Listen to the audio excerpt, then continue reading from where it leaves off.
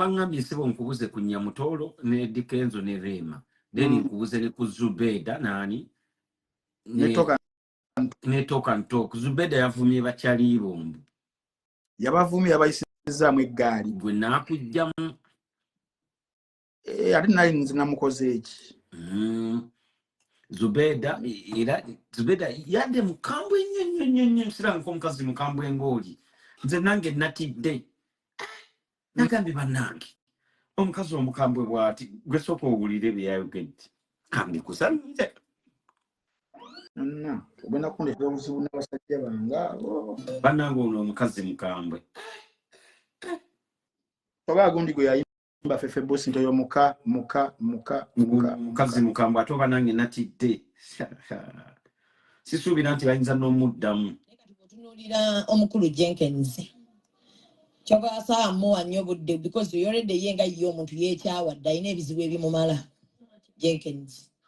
Olaba abakazi nze netikola buto myezi 9 nga wallahi ndikula ilaha illa Allah ngamba ya Allah nsaba nsumulule bulungi. Mungu nansumulula namponya olubuto olwo. Kati oli alwetikidde obulamu bwe bwonna bwamaze ku nsi. Ndumumenya lwabutabagamba gatomulaba nga satasa. Twabadde ku mukolo gwa bbule ng'empala azisibira wansi. Eno wansi w'olubuto alina n'oddusitulamu. Banne bakwatamu kko bwe bati ne basibe eppeesa. Ne baba ne balweka ne luyiika. Ata sijja kumalayo naye omukazi mukambwe. Omukazi bamukoze eki? Owaayi. Balina olutalo. Luva because tulina okumanya gye luva. Zubeda Shamim Mayanja mchala actress oba drama actor azanye emizanyo gya stage n'ebirala ate era a practicing amawulire nti yomu ku bakyala abatono bwe tulina bosobola okuhostinga ne muhavinga a discussion ku bintu ebyenjawulo naddala ensonga eziri social. Yes. So last year yali ali mu kweteekerateekera okuba nga akola omuzannyo gwe yakola gwe yalaunchinga ku yali Serena Hotel. Mu running eya media tour gye yaliko nga promoting omuzannyo yakola statement emu ku zo yali egamba nti waliwo abantu abalemedde waliwo abantu abakulu abalemedde mu art naye nga boonoona muonoone nga balina okulekera generation empya eyaabwe Bazubeda batekinga charge. So mulimu ku linnya lye yayogerako lyali ya Andrew Benon Kibuuka.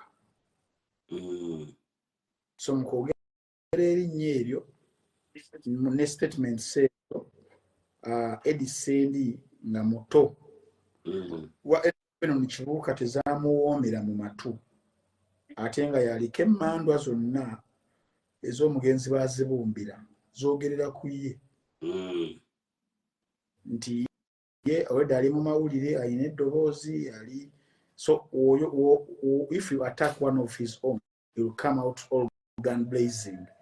So he came out looking for nothing but Zubeda's throat. And when was that? It was after the show. Because statement says Zubeda was kola zibeerawo but Eddie Sendi tazi reactingako nga kyatya oba nga kyeyeewala kubeera nga gundi yaabwe eyo okwetwala kwabe kuyinza okupromotinga show y'omuwala. Yes.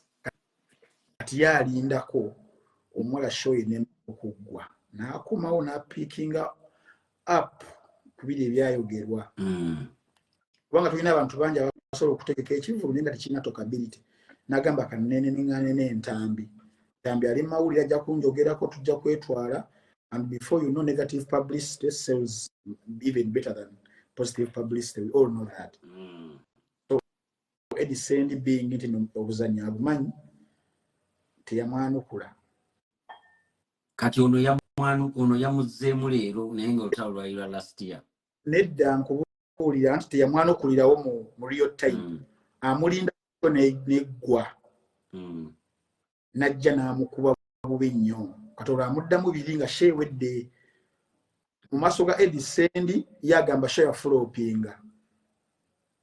Yazubeda era amukuba n'amuwa ebibye. In fact she yagikola ne Kasuku. Eri Kasuku live. Teyali ya talk and talk. Talk and talk yakomawo wiiki eddako era n'akubako ku bujabu nga omanyi ng'olutalo luba lusanamu continuation n'akuba. Bombi nze mbagoberera. Bombi we know each other. Sijja gamba tuli bamukwano. Kigambo mukwano tulina okukiwa ekitiibwa.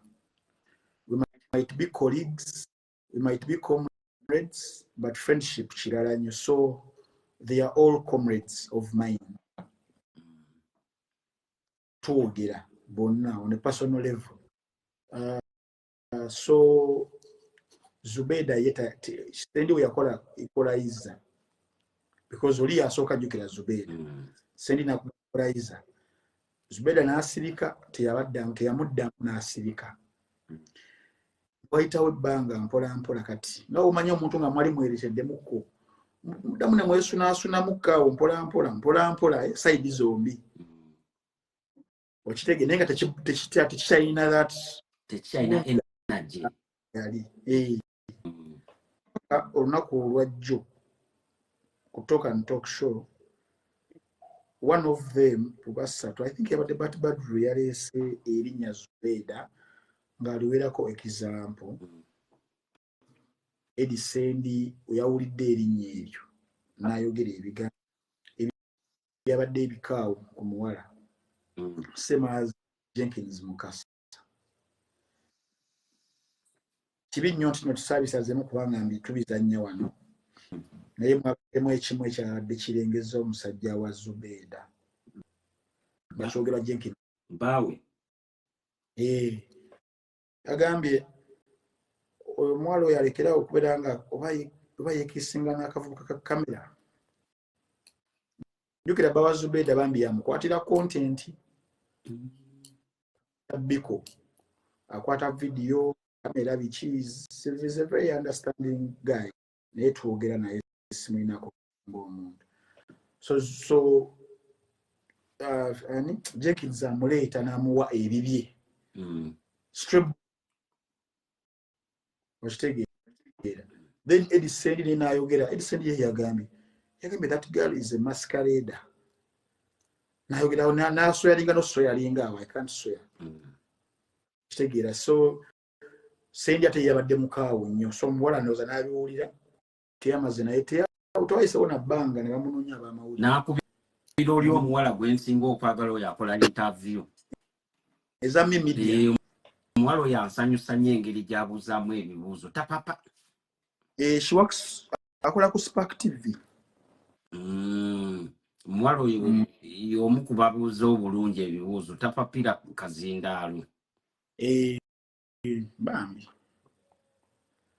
So n'abaddamu byewawulidde olunaku olwaleero naye kati mbadde mpa muntu kakifaananyi background ekifaananyi byavaawa bituuse ludda wasobye ebyo naye bwe tuba tuluyingiddemu very deep ku mulundi guno unlike otherwise ndi neutral nze nganze olwa Spice Diana nali ku side ya Jenkins because nange somewhere nali involved nadale manager.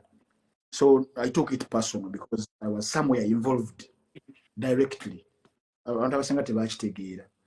Naye then for these ones, I'm very neutral. Nja kwogera as is. Era sisuubira nti wajja bbaawo ananyiiga. Ekisookera ddala. We all come into these cameras okwogera ebintu ebyenjawulo, but we are all built differently. Nti ojja kusanga Ntambi on his good day will be an analyst analyzing ensonga talina gwavumye talina gwavudde nga wenkoze olunaku olwaleero. Yes. Tomorrow osanga ntambi nga ali mu character ndala he didn't analyze anything, he just went for people's throats. Abagudde mu bulago imbagwemu bugwe mu bulago wabeerawo sabote tusobola kubeera mu modi mu bimanyi ebyamawulire waliwo omuntu byebimu era n'ebya live leero jja oli mukambwe enkyano jja oli mukakkamu. Yes, kakati ne ku side y'abali bambi Jenkins ng'omuntu what I know about him musajja musaazi asaaga nnyo nanze ebiseera ebisinga mbeera kutoka ntooko okwo nga nva ku BBS because I work for BBS every Saturday ku macha show eggwa nga ngenda mba comrades bange so show ngibeerako live ne back eno emabega obeere nawo backstage okitegeera naye nange bankolerako examples nyingi ezinkuba naye bamba manyi nti bagireeta mu context yaki yakusaaga so tekisobola kunnuma n'omulundi n'ogumu. That's how deep I know them.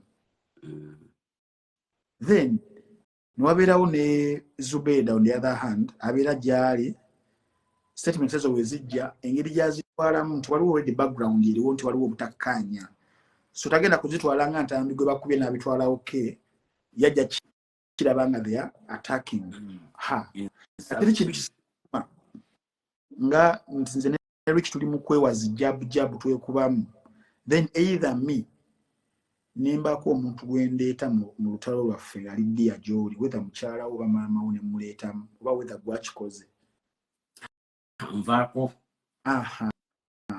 kati ensobi yakoleddwa mu kusooka Jenkins woba olina obuzibu ne Zubeida ekuba kale kwejerega because Jenkins ajerega nnyo tosobola ate kusaagira ku kintu kiri Dia erioli ne society engeri gyekitwala endala y'omwami we.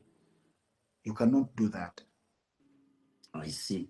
Like oba crossinze a boundary awo okumuleeta n'omulengeza mu ngeri eyo nti akavubuka aka Cameron oli mukyala we like it hurts. Zubeda ebbanga lyemuwulidde ne lyemugoberedde simulabangako nnyo ng'aleetamuko ku third parties. Kuba muntu yekayika. Maybe I might be wrong. Okitegeera but simbadde sikiwuliranga. Naye mukazi musaazi waliwo wetusaaga ne twejjera. Keneze kasuku tukola show nende esobola okuggwa nga 60% twejereze bwejereze. Naye show eggwa nga mwekwata munga. You understand? Nekizibu nnyo okubaako byojeregererezaamu. Kati mba nejereka ne kasuku osobola kuleetamu mwana we. I see, yes, I know. Mulai azimusawansi nsobola omuleetamu nga namwambusa so si kumukkiriza kuba ali Dia. So wano Jenkins yensoka nemukwatirawo ensobi nti osobola okule because being a punchline and a satirical commentator you can osobola okuba Zubeda because ensi yona nekimanyi naye akuba mwejerega mukoze ku setse bakozeeko bonna naye Zubeda akuba naye simwangu simanyi oba banaamusobola. Kakati awo Jenkins nakola ensobi eyo ekyokubiri ku side ya Edison went overboard naye natuka n'okulinga okitegeera wewajjidde akagambo nti gwe matagundi nagambye ku gundi omwana namuddusiza nti nabadde ndi n'omwana wange naye aba bannange kiri wano kati abo bubeera busungu ate ng'obulese ku platform kati kiba kisa n'ekitiibwa kyo nga gwe if you could spare a second to swear. Omanya abantu babeerawo waliwo abantu abangamba ebintu n'olumu I brush them off mu kujerega nibagamba ntambi tulina bwe tukulabira. Sometimes nyinza okukira banengamba naye bano abansumbuwa be bandeetawo ererere naye waliwo kyokola n'olabira ddala n'okuba mu ttooki n'ogamba badde bamanyiddemu omusajja omukkakkamu annyonnyola ensonga ne wano ngenze bubi tubanzijje wali bandabira banzisizza wano ebyaddala wobeera nga you self reflect and you soul search for yourself nawe weekwata ensobi kati awo ne Edison n'abeera nga aluzinzeemuko because of his credibility emyaka is one of the gatekeepers betulina mu mawulire abaluddewo naffe betuyigirako abakatandika career yemu. So omukazi yabadde mukambwe yabavumidde emyaka egyo. Kakati awo bakulu bange awo ndaba nga bagwesunye. Ekyokusatu bagwesunira society yaffe nga tugimanyi kkiriza oba ogenda mu lutalo n'omuwala n'omukazi ayina owangula ebiseera ebisinga olubeeramu naye nga ogenda odukiramu you've already lost the 70%. Kituufu. Ng'olina osigaza zino 30 ozikozese bulungi. Okitegeera nti oli mukyala mwe mumusonsokereza aliko n'eddiini emabega y'Obuyisiraamu. Kujjako nga bino ebikyalakyala ebiringa ebisajja nabyo bwe biri wano nga byo byafuuka nga bisajja. Kati mulimu n'abo abakyala naye nga kyala kimpadde kinekyo kyekoze bubi eri society yakikyawa tubirinamu. Tubirina nga society yakivaako egamba era ng'ekijajinga nga kisajja nakyo. Tulina bingi nnyo naddala wano ku Bulaaya. Ate kati goli ku Bulaaya nze ndi wano ekyaddondo wennyini. Weebiri babijajinga nga bisajja. Weekiri. Kati eno ku Bulaaya munange tubalina wegenda mu maaso. Yes. So mbadde gamba nti neyo element eyokusatu ebeera ebakuba olwedde. Nti omuwala bamusonkereza olaba ku kya Spice Diana njawulo weebeera nti ba Spice be bakola video ne bathrowinga bomu yasooka. Nti wadde ba Spice Diana muyinza okubeera nga mbadde mubaataakinga those subliminal shots naye tewabeerangawo that moment abantu bagambe bannanga omwana omusajja omukulu ali kaana ne kati ne mutuula wali ne mukola video nga nkaawo nti era olutalo kizibu nnyo okuwulira abantu abaali bayita element ya feminine y'obukyala awo. Aliyingiramu Spice mukwano gwange naludda mabbali. Yes. So kyanjawulo omukko nti wadde mukyala naye ayina we yafaultingiramu naye like yabala bubi. Kyobola bano baluwangula olwo ba Jenkins and the team. Olwa Spice Diana baluwangula nalira ku social media as per the comments balonje okubanga oyisaamu. Because abantu video bagiwulira bebavuma Jenkins babiwulira so wabakoze retaliation abantu bagamba anyway ali mu kugezaako ku equatinga math. Side eno omuwala ebyaddala be bamuyiikiriza bamukyokoza bamubuulinze ne babuulinze omuntu naye geemu agimanyi kyekimu. Amanyi geemu ate geemu ebeera nga yakwevuma ayinza n'okuba gibasinga okusinzira ku nvuma gye yabavumyemu ono amanyi. Era nze neewuunya nnyo lwaki Zubeida teyataakinga Sendi mu kusooka. Nagamba ono Zubeida wange. Kati olaba Zubeida nange engeri gye namulabyemu ate avuma mukakkamu. Oyo muntu aba muzibu nnyo. Nnyo. Nti obala ebigambo nga buli kigambo ky'otuuzaawo kizitowa. Kyogamba aba muzibu nnyo omuntu bw'atyo. Abantu abajeregeriza mpola basemujju nga yakutteko kujerega. Muzibu because olowooza nga tonnayogera. Naye bano abasabukasabuka omaliriza owemudde buwemuzi omuvumi olinga kino olinga kiri and before you know nga n'obanga gobadde victim. Kati ono omulala mukakkamu omuwala ne wamugamba ki afuna engeri gy'akitaputinga mu mutwe n'akola delivery endala ebeera edya mu nsonga yabadde avuma ebinyuma. So mbadde kugamba wali nti lwaki teyatakinga Edison nti ye akimanyi nti yasooka n'afaultinga ono ku lwa muganda we. So you accept wabeerawo ntalo ze tubeeramu ntambi emanzi asoose omuntu. For example olwosho gye nakola I think mu kusaagirira kuno I attacked chairman ani Nyanzi Jacob Ngamba Jacob. Yes. Kati waite ebbanga ajukira ffe aboogera twerabira baganda agamba kyerabira mugambi. Waite ebbanga omusajja mbeera ndi awo nga mpayiza ka video nga nsabudde. Nasooka nenyiga ne ngamba ye musajja gwe sina kye nali mukoze. Ansabula atya bw'ati. Naddala okubiri nanzizeemu. Ne ngamba omusajja namukola.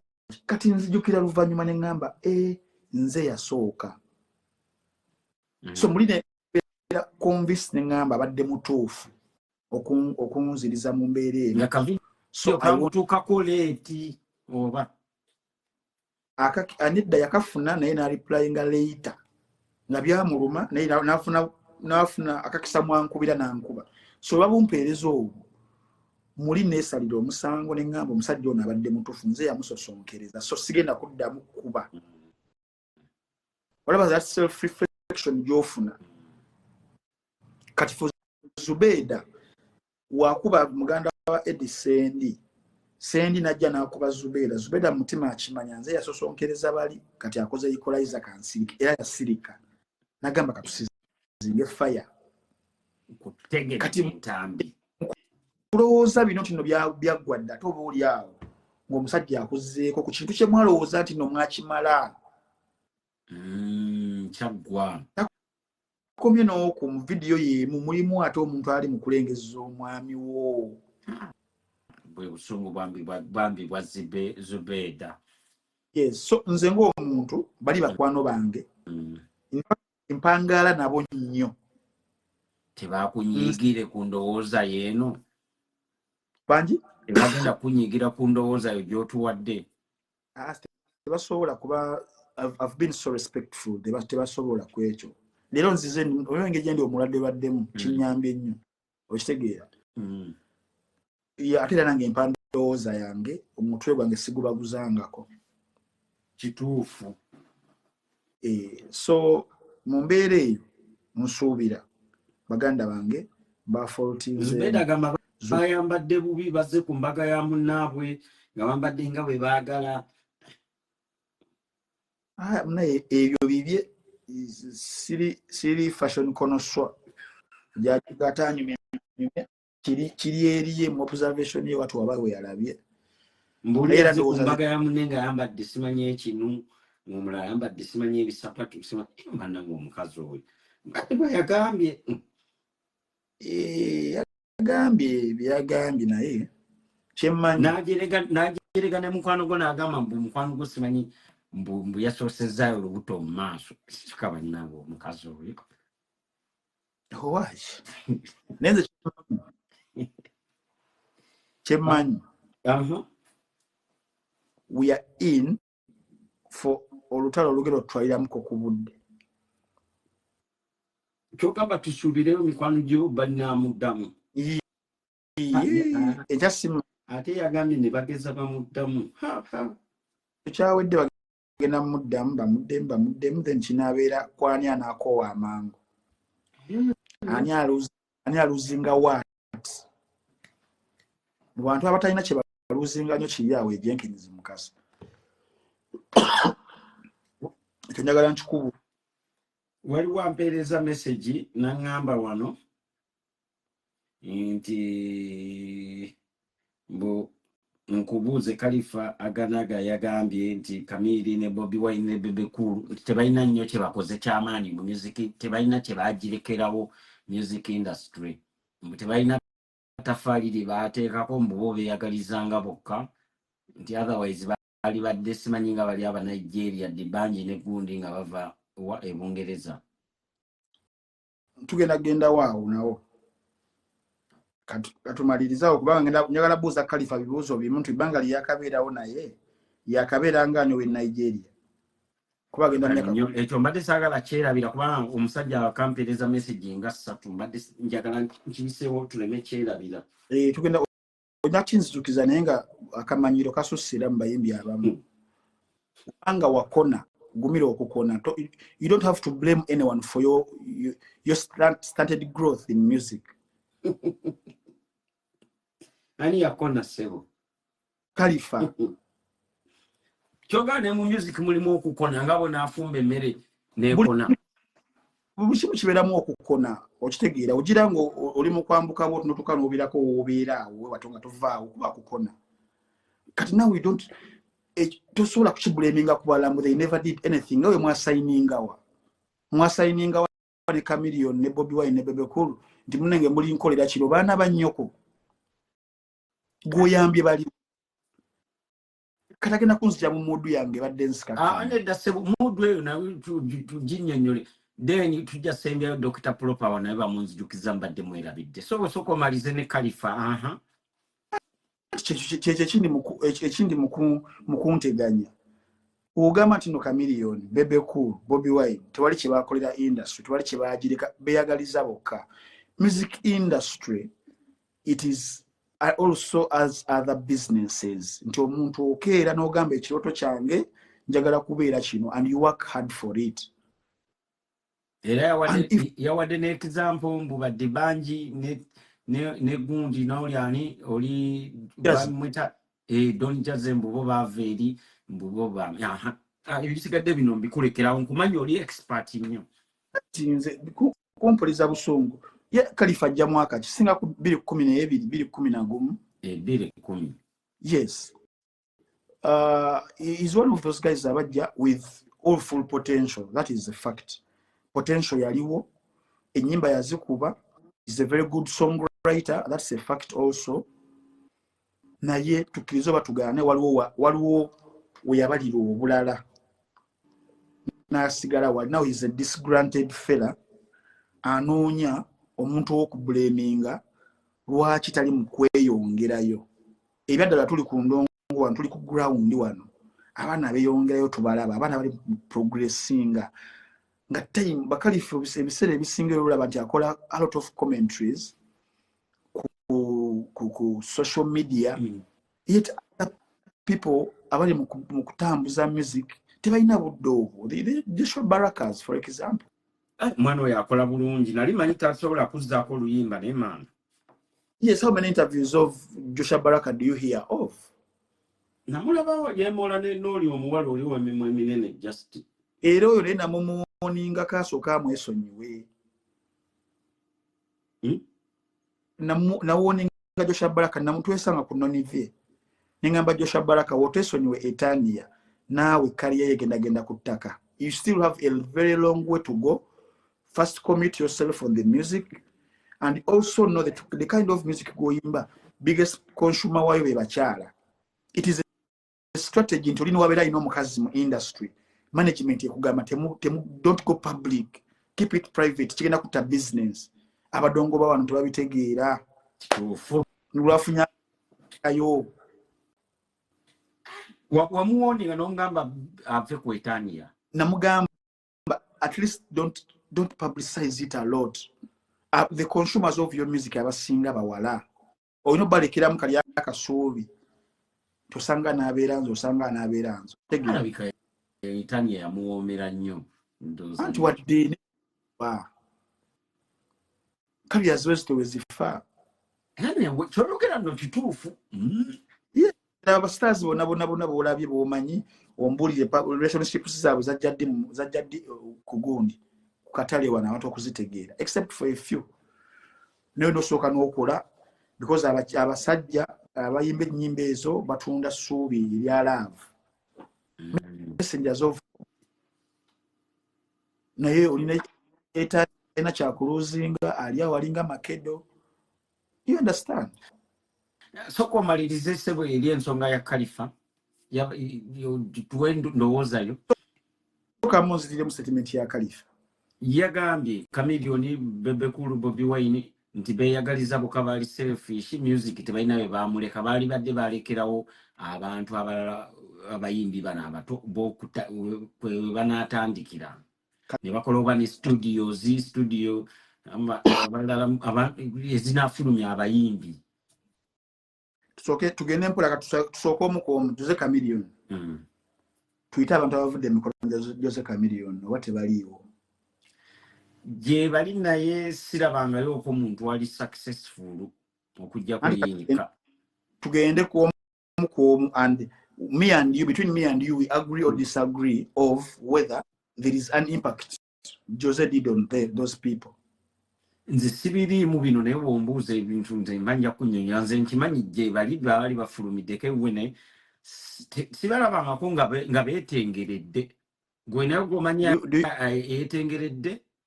Do we believe that Jose Chameleone played an important and vital role more growth of discography, yet later career ya King Saha? King Saha gyali mbadde simanyi nti yali waliyo Island. Do we believe also nti regardless of the fights they had with Radio and Weasel, which came later for dominance and ego, that he also played a part? Yes, abomba manya playing abo bali bo bato ngamba oli okujja n'abeera ng'ajja wali established ng'ayimiridde naye nga yali waliyo Island. Kati kisookera ddala nti you don't blame the Chameleons, Jose. Siyenze bino byadde bigambo bya Khalifa. I'm talking to Khalifa. Oh, anyone in that kind of thinking. Ekisookera ddala olina okubanga, and I know Khalifa knows much more of how this industry runs even better than me. That I'm sure. There are people asobola omanyi bayita okwesiriwaza kitegeeza oli mugezi naye osazeewo okweyo nsonga weesiriwaza omugaga olina omukwesiriwaza. Khalifa manyi industry ya Uganda wetambula okusinga nze in a given day, but between me and Khalifa we both know nti ekimu ku bisinza okuba nga biremesa abayimbi abasinga okureachinga their full potential kwe kubeera muno industry nga yo one teri systematic, terina policies wadde, terina kukiyimiridde wadde nti omuntu ova buvi eri n'otoba ku lulwo n'oyitamu oba kitegeera essaawa zino n'ebiri mu kubanga biformulating saw bodies eza art kubanga to streamlininga industry n'ebiringa erina weetambulira ebiringa esobola okubeera nga it attracts investors babeerenga bateekamu ssente. Olaba industries z'ebweru zonna zetuwako references benchmarkingako bannannyini multinational record labels bonna genda Sony, genda Universal, genda whichever bonna teyabadde bandongo, babadde basajja babadde balina ssente zaabwe eri ne bajja ne baziteeka mu bayimbi wano ne beefunamu bonna okusinziira because ekyo kituufu kubanga Sony yali bo baali bakola PlayStation zaabwe, TV zaabwe, bikamera byabwe ne bayingira mu firimu ne bavaayo ne badda ne music. Yes. Oba kiraba they are reaping so big because already the systems weziri toteka sente mu Jason Derulo ba Chris Brown obaani ng'omanyi wogenda okubanga ozifunira wogenda okubanga olembekera ofune whether streaming platforms nga zi Tidal, zi Apple, zani zonna zina structures zaazo, zina templates kwe bazikolera. Kyo kitegeeza nti ocreate ojja n'oteekamu ssente zo creating record label osigning abayimbi Jose Chameleone okitegeera because muzimu ku roles za record labels kyezikola olina okubeera nga finances weziri ezigenda okuyamba tusayininza omuyimbi omuwadde contract omuwadde sign on fee then n'omukolera ebintu byonna audio production, video production, weetagisiza okuwandiika, kumwambaza, kumuliisa, kumusuza, kumucollecting royalties, kumuteekateeka buli kimu. All that is money for an artist agenda okubanga akumyawo ssente zo. Nga bino bye baali bakolera bano abawala ababiri Katale yange. That would be an ideal thematic record label nga weyandibadde etambulira. But nabo basajja bato abateekamu ssente batuuka ekiseera bandiyagadde okugira mu katale yandikando ssente nga bali mu diri darling tewali wezigenda kuviirayo. You cannot convince me buno omuyimbi alina kuyimirirawo ku performance. No, doesn't work like that. Omuyimbi olina okuyimirira ku kiyiiye kyo nga ne wobeera oli ku kitanda emulago kigenda kikyaleeta ssente ngiza ne woba bwebase webale nga kiyingiza nnyo kubanga abasinga bwe bafa kiyingiza ate nnyo oba bafuna ebizibu okitegeera. So music oyo nti no abeera mulungi abaagala omukozesa babeera weebali naye system yennyini kati for example nga collective management organizations CMOs temirimu gyazo kubeera nti nogikwasiza omulimu egenda kugula licensinga omuntu agukozese egudistributing then ebirenga esolooza ku lulwo omugabane percentages okiraba kati wano wona mu ggwanga erya Uganda ebyo tebinaba kubeera nga binywezebwa ebyali badde bisobozesa Chameleon okufuna ekirowoozo agambe instead of just getting my guys on board bedenga tukera tukuba mzaba waayo kibayita crew kiba kikosi naye yagezaako ba yabikola oba kalifate yabiraba kyengamba nti you have to migrate oba integrate from a crew ekinywi to a record label step eri ti Chameleon bakola zi crews ba Firebase crew gagamero crew nga biba Alpha biba Omega bebayamba ku bano abalala ti Chameleon bamubukinze e Masaka nagamba wuzo jatugende ebikinki ne muyimba nakuwa kuzize but that is not sustainable but sisobola kira ntani nenya Chameleon ba Bobby Wine watu we yakolanga bayitanga Bobby eka nina agamba plus Firebase crew yes nesobola kuddawo nenya ba Bobby Wine lwakitaba creating a record label nga system omuziki kwe gutambulira ekyali weti obo kitegeera kakati kyembadde gamba nti unless nga Khalifa agezako kwesiriwaza naye amazima agamanyi nti nga naye Khalifa ebbanga lyamaze mu ndongo ali mu myaka 10 yali badde naye ali in position okubanga ya formulating na creating a record label nafunayo abaana basatu basayininga kuba ye mungi mu kuwandiika n'ennyimba nazibawandiikira n'aba promotinga kyogamba naye kenyini kiba kyamulema wakati amazeemu emyaka nga 15 kenyini nate ekyenjawulo nti bali ba Chameleon batuuka ne bamalayo ne kati yakyeremereddwa Khalifa akyeremereddwa okubako we yeetuusa having a sober discussion with the big three bo beetuusa ne bakoma tolina kyogenda bagamba otherwise ku ndongo ebyaddala aba basatu tolina kyogenda bagamba aba basatu bino byagala okubanenya bisuka bwogenze noyogera ku Kamili ye yakwatirako Reggae and Weasel nakwatirako gundi King Sam then kati bana balala bayambako baani gende wa Bobby Wine tubale kuva ku Weatherman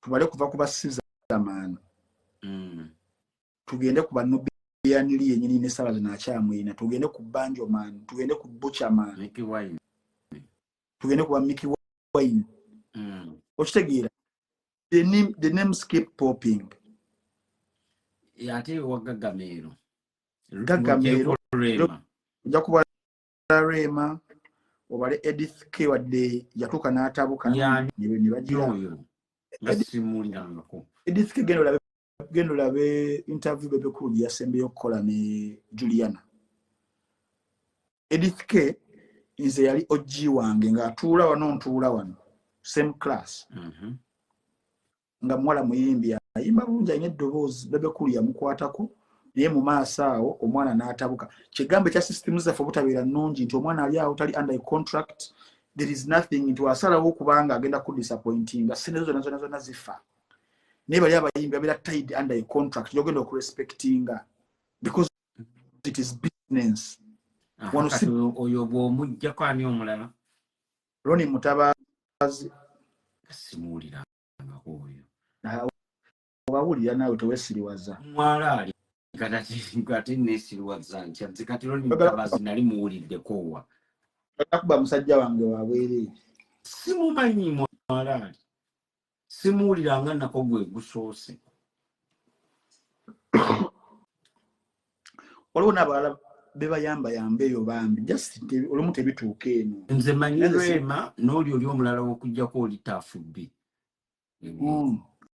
naye kati gongambye simumanyi naawe ate oyagala nkugambe nti mumanyi Tafubbi ne bamuleesa ayambe yabba sitayiro ya musajja kuva ku nnyambala ku ntambula ku njogera ku kufunya emikono kati bebe kulu musaasire naye era muli agamba kati nfuna omulala naye buli kimu akikoppe Alpha asikireki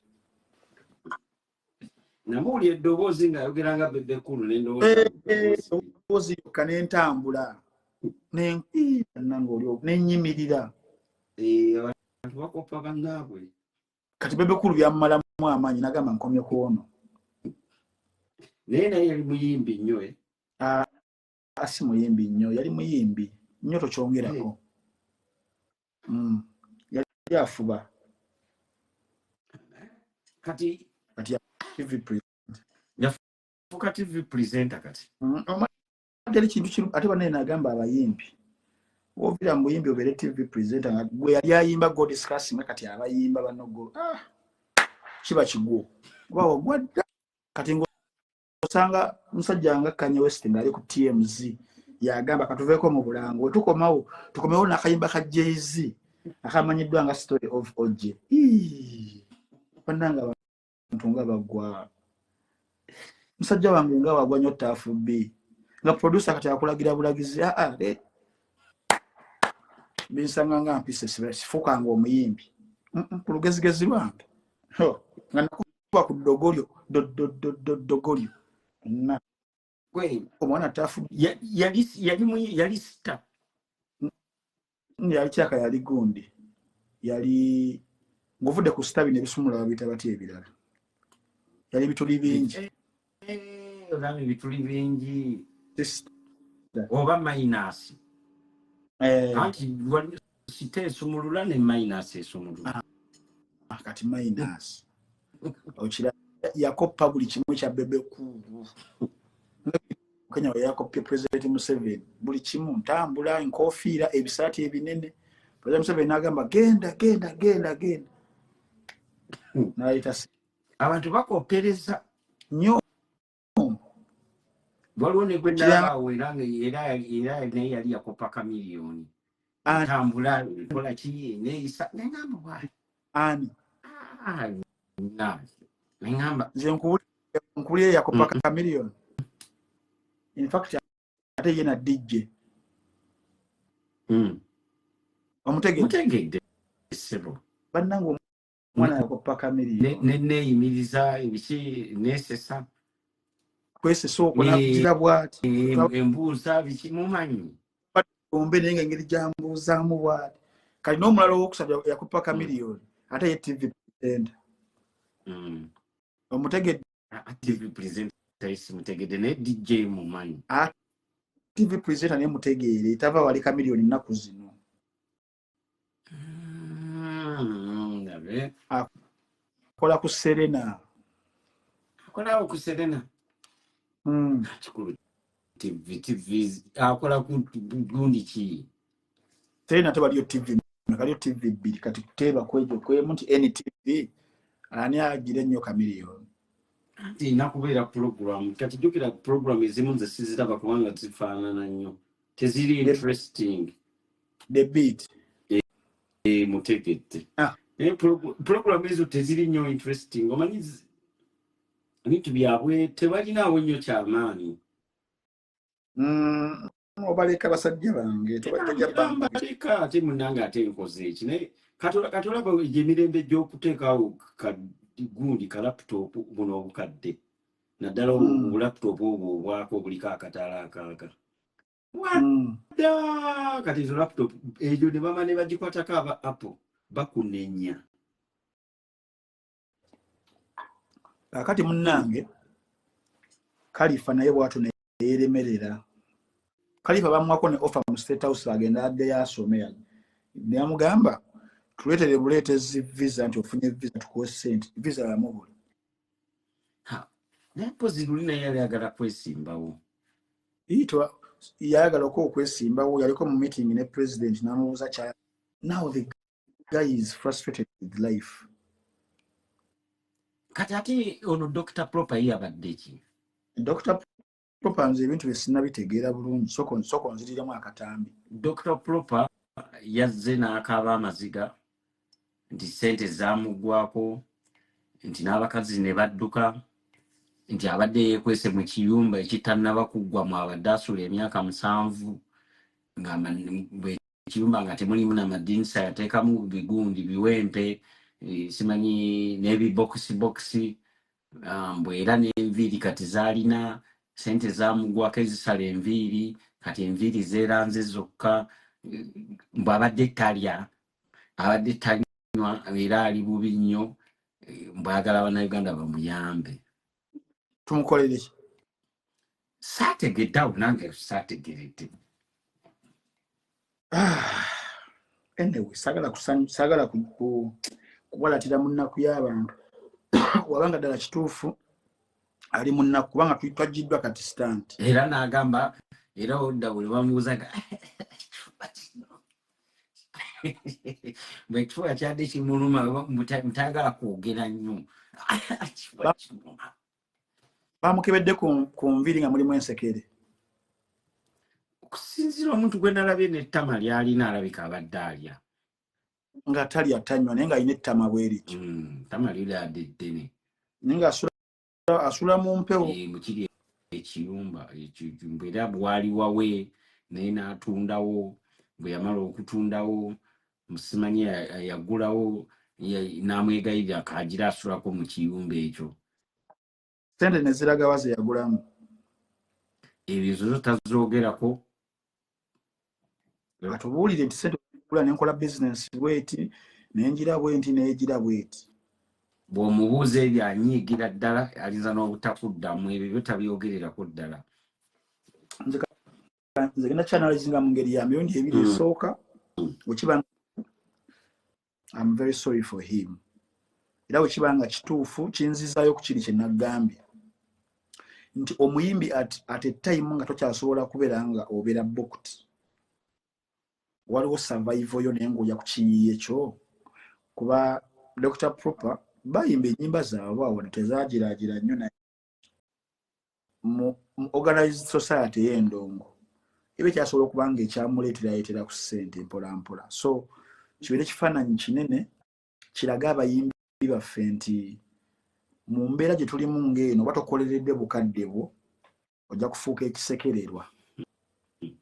Ate abayimbi bali very blessed okusinga ffe abanoonya mu businesses ez'enjawulo eziri challenging nti obanga obaddeko ne ku nnyimba n'obeera booked sente zobadde bazifunye bambi naye challenge ebadde esinga okubeera ku bayimbi baffe ebadde ya financial discipline. Decision making zebakola kasanya sente zibadde very wanting.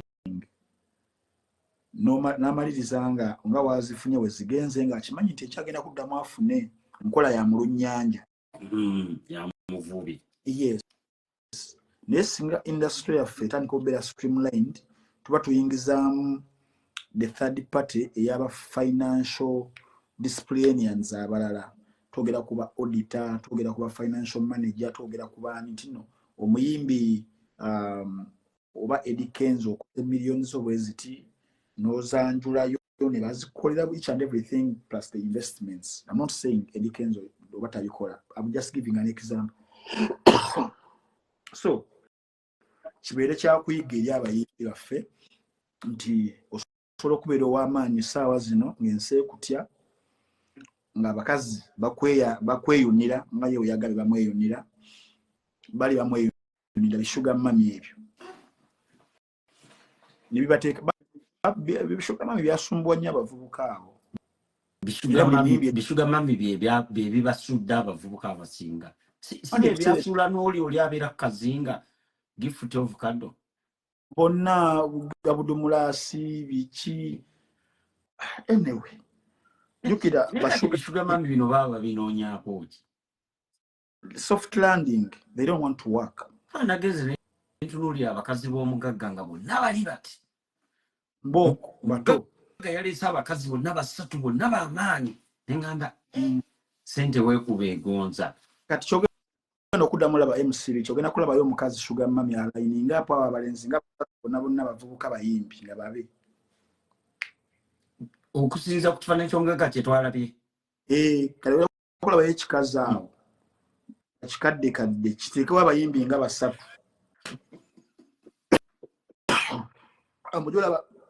Mujolabira Dr. Proper olabewo kyotikaye olabewo n'abudumulasi nga kikazi kibawasizza kiri kimu. Obadde kyanyumiza tebagala kukola bagala soft landing. Ye jukira sente z'abashuga mami zijja nga golina kukola kimu mugongo kulya mwanyi genda mu gym onolowoozaako okwagala okukola something that will sustain you for some good time you want. Ate bw'oyogera bw'oti abantu abayimbi bonna abalemedde mu bishuga mami baba tebakyasobola kuyiiya. Bawe yali kwa omuyimbi ayiya nnyo nga mwavu obanga nnyo era kati ffe abagoberera rap ne hip hop bayinza okukola oluyimba kati eno mu comment section eno ne bagamba he was rapping like his rent was on due.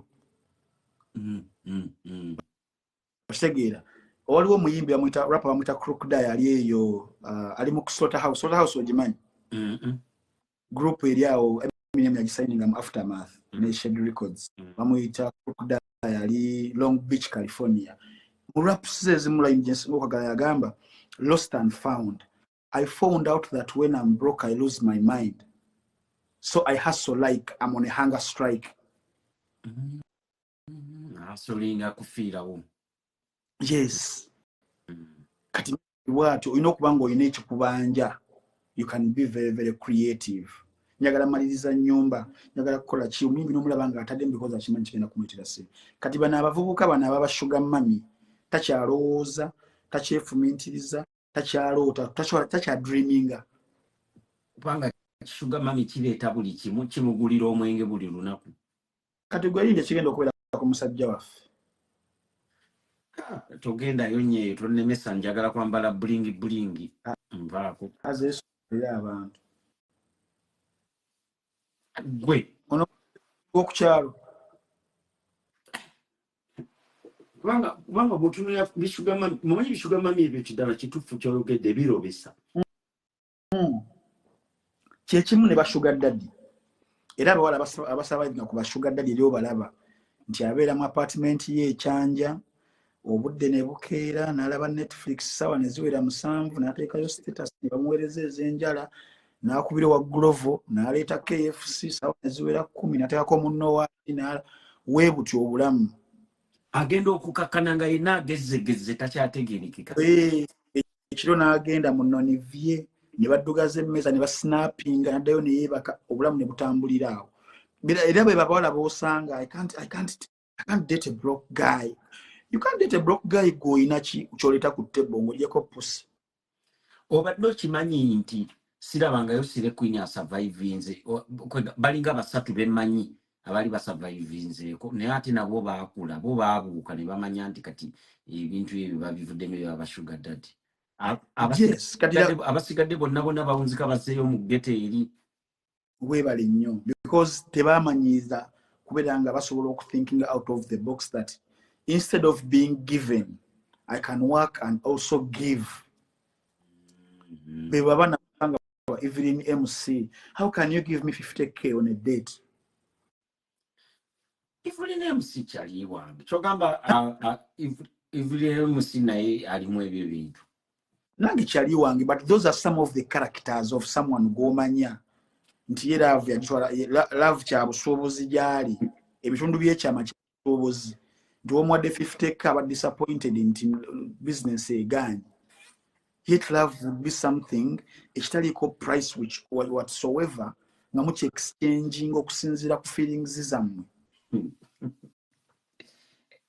naye kati basire Queen bakyaliwo bangi webali era bajja kusafaringa ensi ffe bajja tuvuma obunaku bajja tuvuma okubeera stingy. Ffe tubalinze mu koona naye ffe tuba tubalinze mu koona nze govuma stingy nsavinga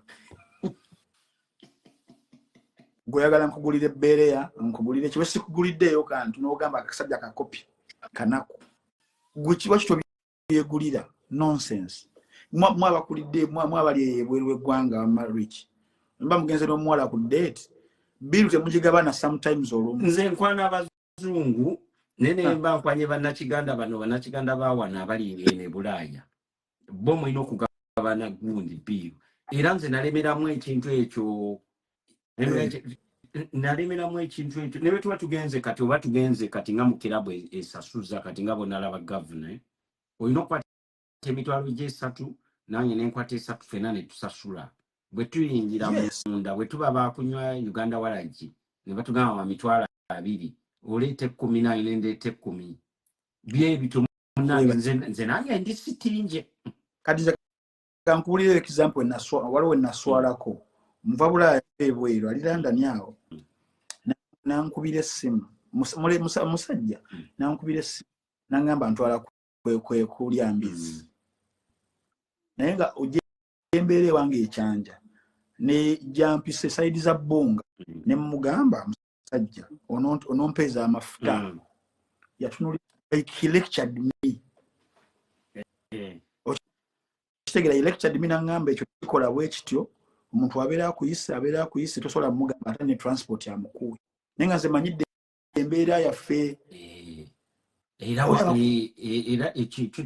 yakulecturinga bulungi wayokya era nenjiga omuntu aba akuyise nti bikyozze Uganda ompise Frank jangu nsange wano oba mpadde katase tunyumirwemu obulamu tutapinge kuki nina okujja ne sina kugamba nti no mu rich nsindikira transport nzite tebeera ate nga ne transport manya nakuwa ezisingawo naye omalamu amaanyi wokyali eri osabeza transport tubiyiga ekyo kyalange nakiyiga omuntu abeera mpise for a treat sola mugamba nti soko nsindikiriza Uber okitegeera mafuta amala okuteeka munedda kati munange ekirina eno kati ate olaba ne bano bannakiganda ababeera eno e Bulaaya eno naddala mu Europe n'America nabo babimanyi ye tasobola kugenda wa musajja n'amwesibako mbu agenze musajja yamugulira buli kimu nkugambye eno Uganda omuwala omugaja ng'ondabeko send me transport money send me airtime I don't have some data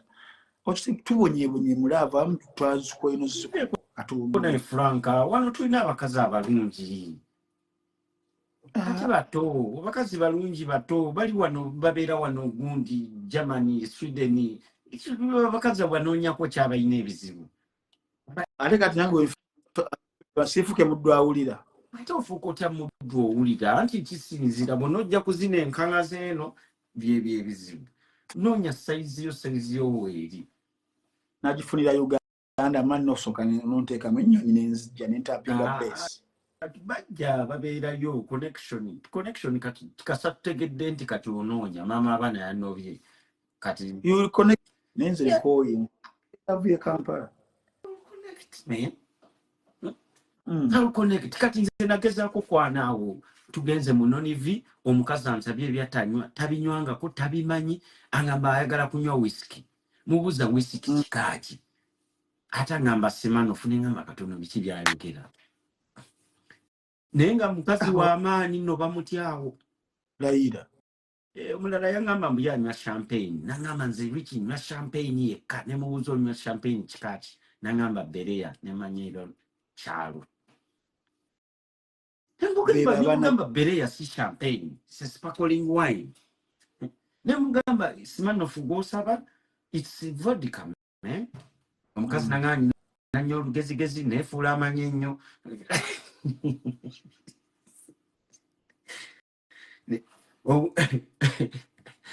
omulala namuga omanyiza embeera e Uganda nnyo Uganda Walagi yekka gwe njagala omulala namugamba kyenywako naye kyonywako nangamba mbu tabinywa simanyi biwalagi simanyi mbu bijja kumwokya eddokooli ikibiki simanyi mbu bikayirira nemugamba munnange kale kati nywa soda naye nali awo ngenda okulaba nga asoowereza mu soda awoomerera nnyo ng'ayiemu Kawalagi kumbe bulijjo gwanywa ntambi tugambire ku bakazi abo tukoyira abakazi b'e Uganda okutubonyaabonya babonyaabonya ate babonyaabonya mwe bamuva Bulaaya aleka jjukira ffe tuba twababuuka dda naye kati nabalaba nga munsekera nalina ekiwala kye nali nakyawo nga nkulaba wenooseka ogamba bannange biki kati atomedde mbamanyi era nkugamba kujja bawulira jjukira mwe mubeera ku borrowed time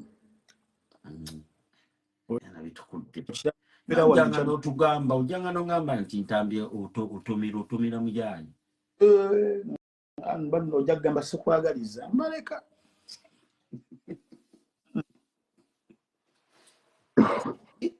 otambise ojjanga n'onkoonako n'ongamba mujanyi eryaddala weebereremu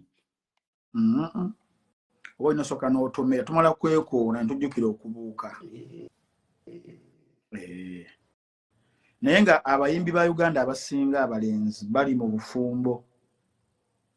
Ate abawala Bo kiri nakyo okubeera mu bufumbo, kiri nakyo okubufuna abashuga daddy abo bekiwadde kale, naye abasajja kiri waasi.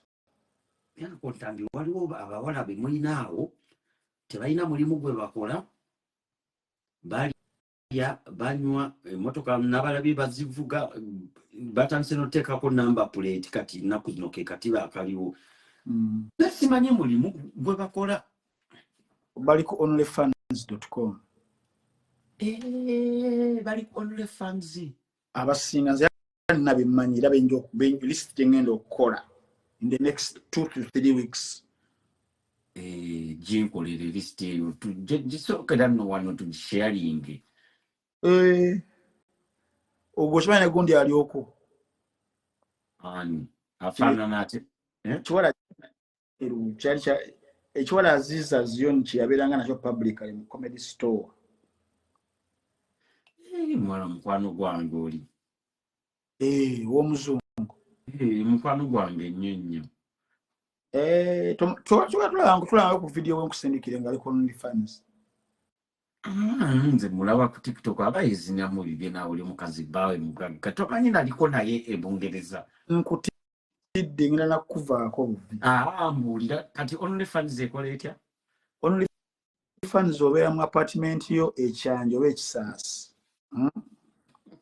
You just create an account or you get someone to create for you and they watch and play you ba subscribers nga basasula nga munno watch nti buli mwezi sente bweziti.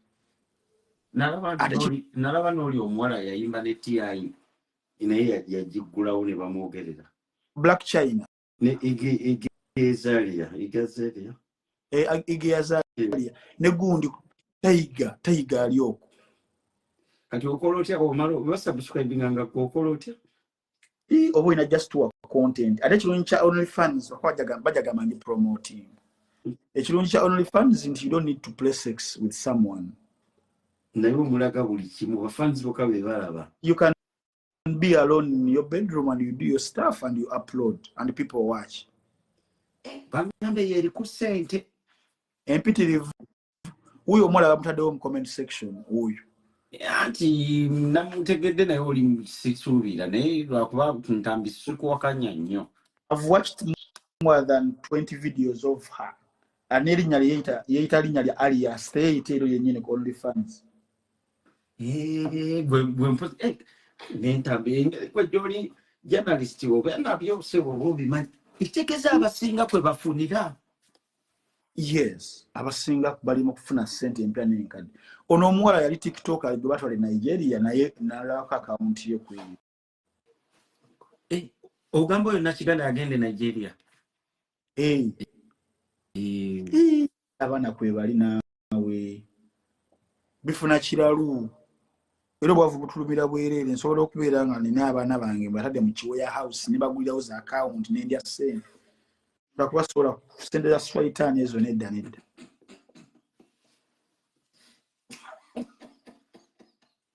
Kulimba. Uganda ng'oli mwala okyafa ogundi enjala. Okujjako ng'oli fala. Kati jjukira kyo kye-eliminating erigundi esembayo obubi nti bano abaana bagendanga ne beetunda ku mabintu nga balina okukozesa. Kati awo yo eliminated nti you can stay in your apartment. Ati naliko Uganda ne ngenda kutinda. Omanyi nze nkozesa nnyo tinda kwanze ni musajja ndi single. Kati agenda kutinda nkwane nagenda olaba ebyekyaddono nga tebiri mu kwana. Naswipinga ndaba buli omu anzikiriza teri aŋŋaana. Nswipinga emitima okulaba nga buli omu anziramu na ssente.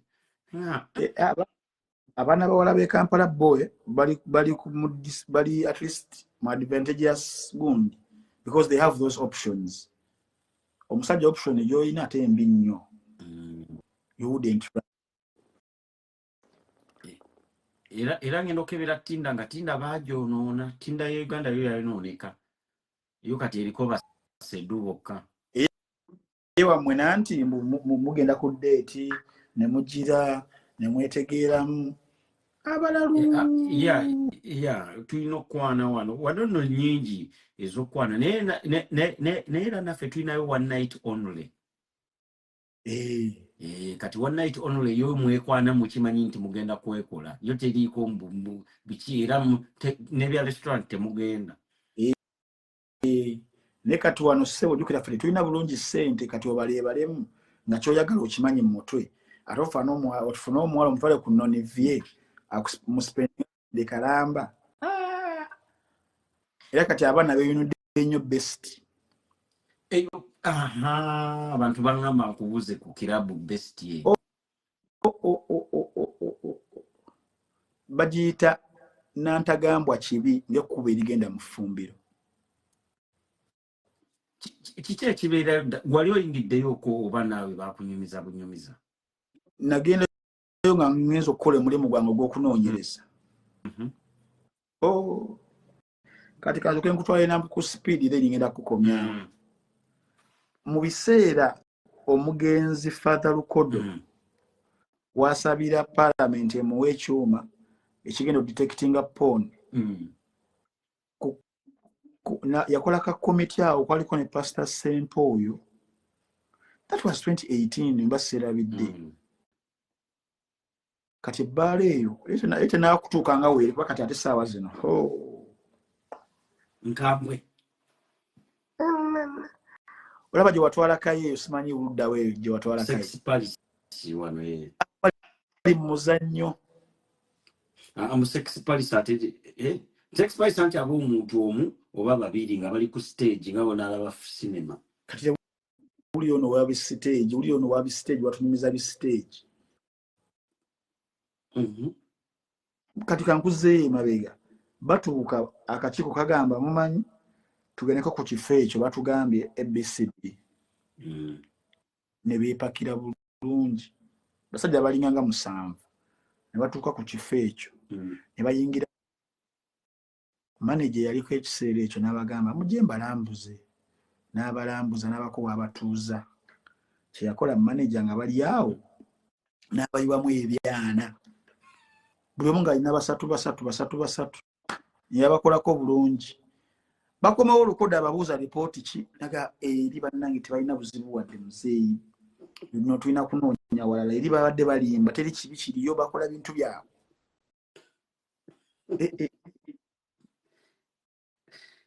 Best ogimanyi bano abali bagenza okukola obwa investigation babakolako bulungi buli omu ku basatu omwana waliwo yampeereza ka video ak'omu best yalina engeri gye yakakwatamu n'ekintu kye nalaba kiri eri kyetaaga omuntu akyerabiddeko nange saakikkiriza. Kati nze nkubuulira buli kimu. VIP yawe ogimanyi? Yes, mpulira Uncle Tambi. Osasula egyo? Satu joka. Simu wena ogireka wali biki byonna. N'olyoka ofuuka Bruno Fernandes kuba amakati okuba box to box.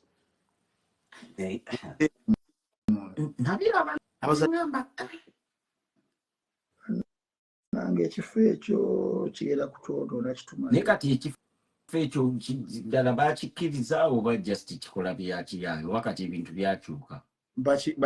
Bakikkiriza ate bakimanyi gye kiri kibikola. Wano mu Uganda you cannot do anything when the authorities don't know about it. But when they let you be, it means that brothel is owned by someone. Owamaanyi. Nanyiniyo, yes. Nga yamalayo nno. Be bayita abanene. Bali bakabedwa. Ne kati kankubuuza entambi kati bano abanene be tutera okuwulira nti gundi munene simanyi kankubire gundi oli omunene abalina obuyinza oli abamusingako katono. Naye kakati bakwatako Rain wajukire bakwatira Maulana. Maulana we kwata yankubira essimu ne ngamba Maulana omanyi kanzije ne musala ku police ngamba Maulana omanyi oyinayo ko munene manga nayo munene mugamba leka tumukubire ne muwe essimu yange nakuba nayogera no munene namana anzirize namba nangamba munene agenda bikolako waite sawa sira munene wabikolako kalinzira mu dialing enamba gye yakubyeko omanyi munene yaliko Nimrod kati yaloza ngamba omunene mu size omwana oyo Maulana oba kiki anna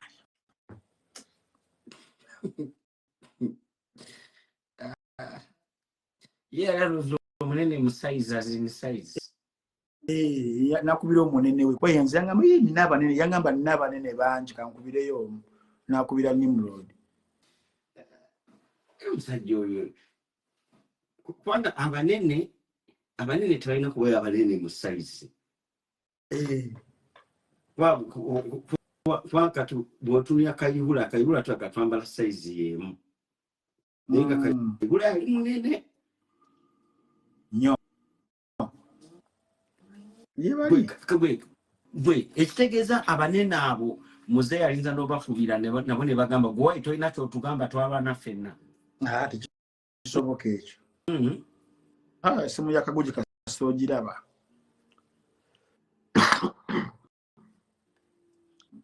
essimu yakaguje buli kimu okireka ate bali be yalwana nabo bali abamumanyi bakyalibe kati be yalwana nabo yanisebo ne mu nsiko yennyini era yali kaguje nga tatujjukira mwalimu ne visit command sakunyumiriza Besigye yagenda mu high command bano nga ba James Kazola bali eno wansi nga ine sewo kyali kuva dda munene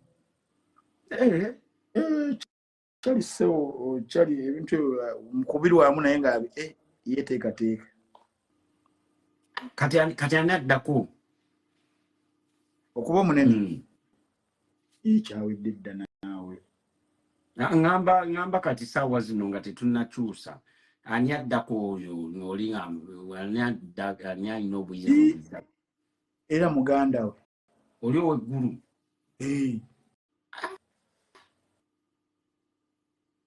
kati ate namba 3 mutabani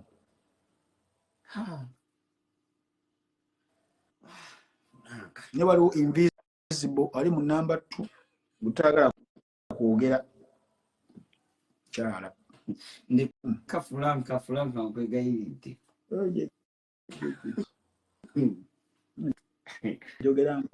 yogera mpola munaye nvaako munaye nkyagala okujjawo tugende sebo tugende wali mu beeka band ngakuba abeeka abo batwala sente z'abakyali bange ne batababeerawo bagambe era bakyusekyuseemu nagamba sente bagenda zibaddiza nze sebo nze piara owabeeka batwala sente bwe bafuna ekivulo ekirala ekyaba UB40 ne beefuula kyokka ne UB40 omukolo gwe baleeta omukolo ogwaggwa naye era bali be twali tubuukinze kati tujja kujja tuyimbe ku mukolo oguliddako awo nno ekintu ekyo baide kye bakola kyali unprofessional. If somebody books you, please be there.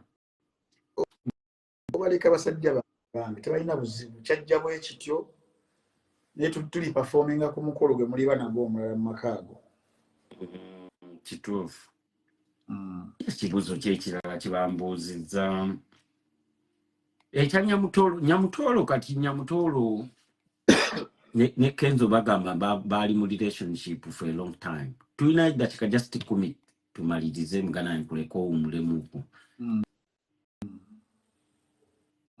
Obadde obuuza otya? Ekya Nyamutolo kino kwegamba ekyanya abantu abasinga bakitadde ku Rema, musimanyi Rema ne Nyamutolo gwamu olaba kiri kitya ku couples n'ebbiri ez'enjawulo. Ekisookera ddala kyendabamu wayinza obba nga wabaddewo okupapa okuleetinga the cat out of the bag. Kuba singa obadde ojja weegendereza statements za omukulu omukyala yennyini nnyini on record abuuzibwa the same questions but her answers have been very consistent to maintain it on, yes, we know each other and we are friends. We are just friends. Omukyala yagamba. Yes, and she has been consistently saying so. There has to be a very big reason why she's saying that. Yes.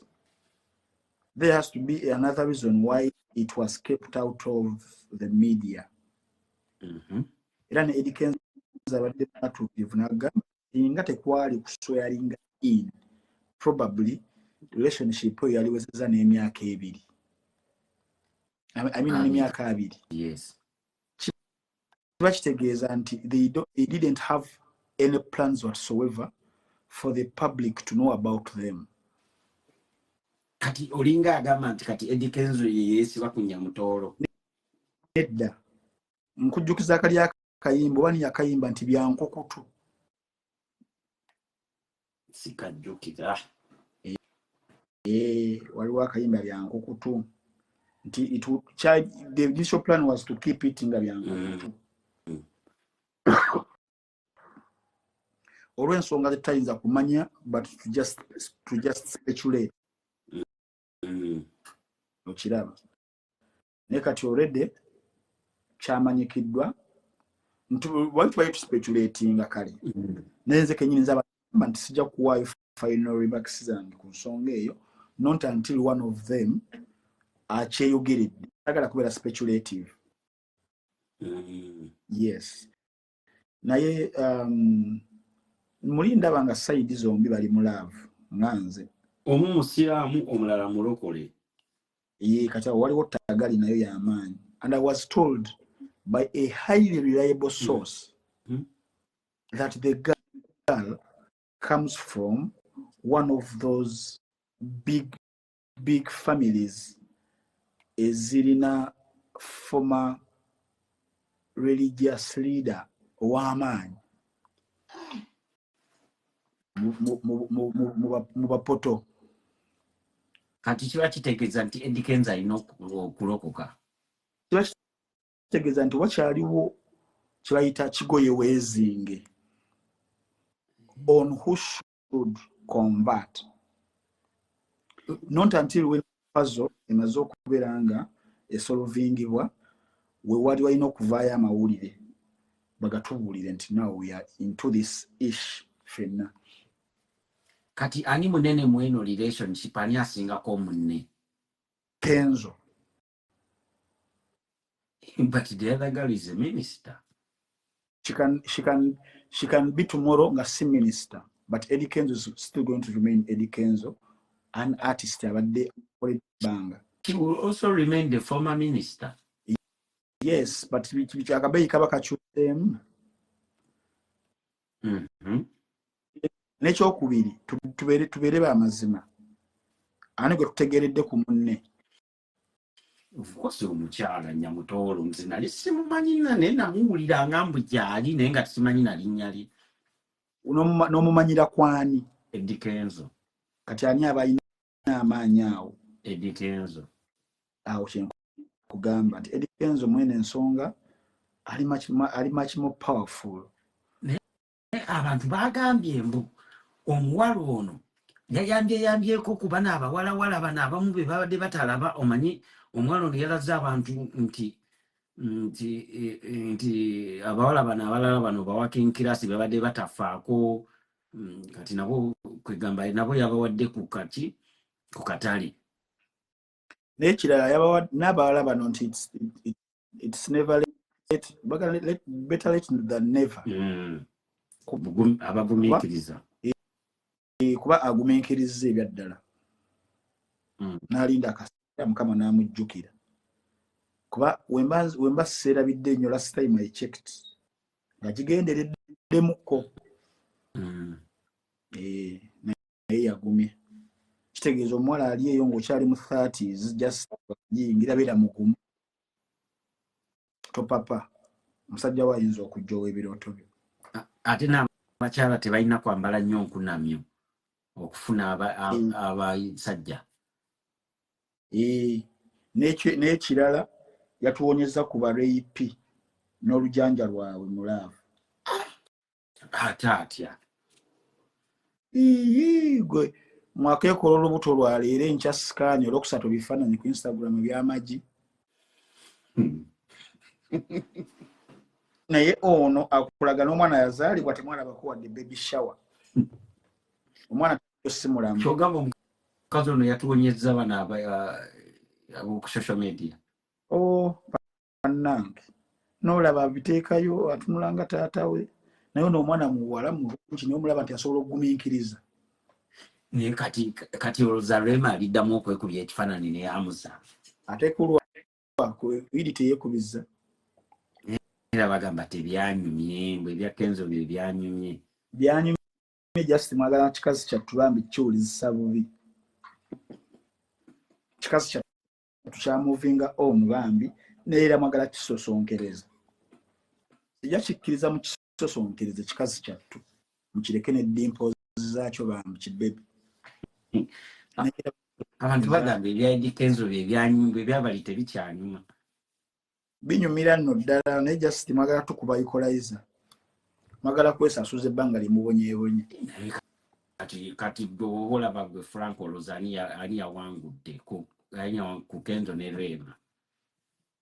Naye tewabadde olutalo luli awo nti Kenzo biki Rema oli yawangula ddoolo lwe ali mulaavu omwana we ayina ali mu relationship nnungi yeeyagaza lwaki atunula emabega gye yava. Anti bali mu lutalo lwakulaga nti nja kufuna omuntu obuvunaanyizibwa akusinga gw'oli muyimbi kati ono yafunye minisita oli naye yafuna omusawo. Kyogamba Frank bintu tobiraba.